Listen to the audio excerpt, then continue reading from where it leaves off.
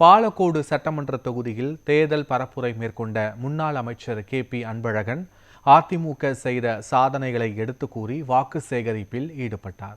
பாலக்கோடு சட்டமன்ற தொகுதிக்குட்பட்ட வேகனஹள்ளி, சூடப்பட்டி, பிக்கனஹள்ளி, மல்லுப்பட்டி, ஜக்கசமுத்திரம் உட்பட 20க்கும் மேற்பட்ட கிராமங்களில் இரட்டை இலை சின்னத்திற்கு வாக்குகளை சேகரித்தார்.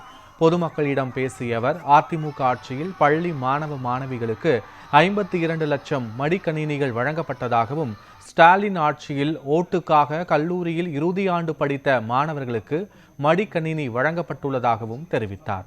மீண்டும் அதிமுக ஆட்சி அமைந்தவுடன் அனைத்து திட்டங்களும் செயல்படுத்தப்படும் என்றும் உறுதியளித்தார். திருமண உதவித்தொகை, தாலிக்கு தங்கம், ஒரு பள்ளியில் படிக்கின்ற குழந்தைகளுக்கு மடிக்கணினியும் கிடைக்கும். தேர்தல் வாக்குறுதி கொடுத்தாரு, அந்த வாக்குறுதிகளும்